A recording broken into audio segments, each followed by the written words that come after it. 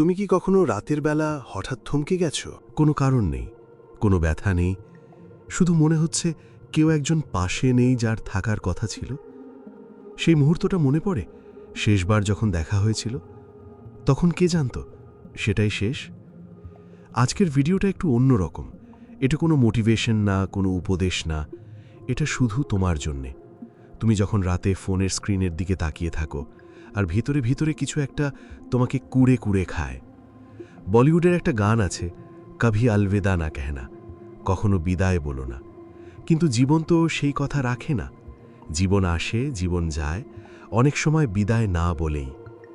একটা কথা বলো তো, তোমার জীবনে কি এমন কেউ ছিল যার সাথে শেষবার দেখা হয়েছিল কিন্তু তুমি জানতে না সেটাই শেষ? হয়তো মা, হয়তো বন্ধু, হয়তো সেই মানুষটা যাকে ভালোবাসতে পারতে কিন্তু বলা হয়নি। সেদিন হয়তো তাড়া ছিল, হয়তো বললে পরে কথা হবে, হয়তো শেষ কোলাকুলিটাও ঠিক মতো হয়নি, হয়তো পিছন ফিরে তাকাওনি। আর তারপর সে চলে গেল।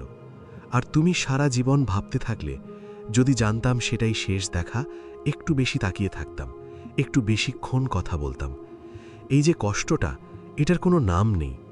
গ্রিক ভাষায় একটা শব্দ আছে সড্যাড, পর্তুগিজেও আছে সাউদাদে। বাংলায় এর সবচেয়ে কাছের কথা হয়তো এটাই, যা হারিয়ে গেছে তার জন্যে এমন একটা টান যেটা কখনো পুরোটা যায় না। এটা শুধু দুঃখ না, দুঃখ তো একদিন কমে যায়। এটা হলো রোদেলা দুপুরে হঠাৎ তার কণ্ঠস্বর মনে পড়া, পুরনো একটা গান শুনলে বুকের ভেতরে কিছু একটা নড়ে ওঠা, বৃষ্টির গন্ধে মনে হওয়া সে পাশে থাকলে এখন কি বলতো। এই কষ্টটা ভালোবাসার প্রমাণ।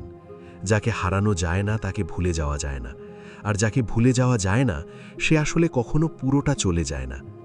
মানুষ মারা যায়, সম্পর্ক শেষ হয়, মানুষ দূরে সরে যায়, কিন্তু সবচেয়ে বেশি কষ্ট দেয় যা বলা হয়নি সেগুলো। তোমাকে ভালোবাসি বলা হয়নি, তোমার জন্য গর্বিত বলা হয়নি, তুমি না থাকলে আমি কি করতাম বলা হয়নি। আমরা ভাবি আরেকটু পরে বলবো, আরেকটু সময় হলে বলবো, পরিস্থিতি ভালো হলে বলবো, কিন্তু সেই পরে আসে না সব সময়। জীবনটা এমন নিষ্ঠুর, যা বলার সুযোগ ছিল তা বলা হয় না, আর যখন বলতে চাও তখন আর শোনার কেউ নেই। এই মুহূর্তে তুমি কোথায় আছো? হয়তো বিছানায়, হয়তো ব্যালকনিতে, হয়তো কানে হেডফোন। পাশে সবাই ঘুমোচ্ছে, কিন্তু তুমি জেগে আছো। রাতে একা থাকলে মানুষের ভেতরের সব দরজা খুলে যায়। দিনে যেগুলো বন্ধ রাখি, হাসি দিয়ে, কাজ দিয়ে, ব্যস্ততা দিয়ে, রাতে সেগুলো একটা একটা করে খুলতে থাকে।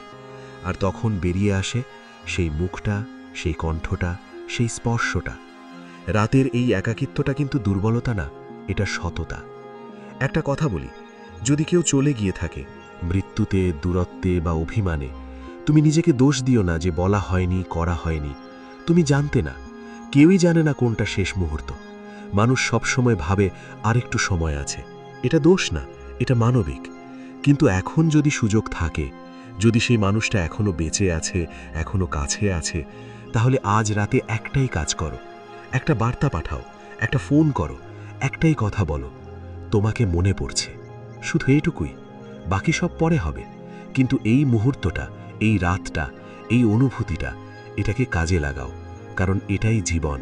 আর জীবন সবসময় দ্বিতীয় সুযোগ দেয় না। জানো সবচেয়ে কষ্টের কথা কি?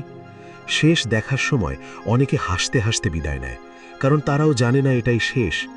কেউ কেউ রাগ করে চলে যায়, অভিমান নিয়ে চলে যায়, দেখো তো বলতে বলতে চলে যায়। আর তারপর সেই রাগটা, সেই অভিমানটা, সেটাই থেকে যায় শেষ স্মৃতি হয়ে। কিন্তু মনে রেখো, তারা যদি পারত, তারা ফিরে আসতো। তারা যদি পারত, তারা বলতো আমিও তোমাকে ভালোবাসি। মানুষ রাগ করে চলে যায়, কিন্তু ভালোবাসা নিয়েও চলে যায়। দুটো একসাথে থাকতে পারে।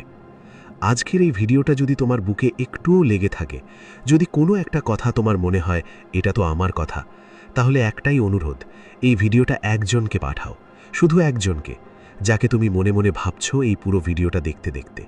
হয়তো সেটাই তোমার পক্ষ থেকে তার কাছে পৌঁছানোর একটা রাস্তা। আর যদি সেই মানুষটা আর নেই, তাহলে আজ রাতে শুধু এটুকু করো, চোখ বন্ধ করো, তাকে মনে করো, আর মনে মনে বলো তোমাকে ভালোবেসেছিলাম, এখনো বাসি। সেটা কোথাও না কোথাও পৌঁছে যাবে। ভালো থেকো। এই চ্যানেলে এসো যখন রাতে একা লাগে, আমি এখানেই থাকব। সাবস্ক্রাইব বাটনটা অন রেখো, শুধু তোমার জন্যে, এই রাতের জন্যে। কভি আলবিদা না কেহনা, কখনো বিদায় বলো না, কারণ প্রতিটা দেখাই হতে পারে শেষ দেখা।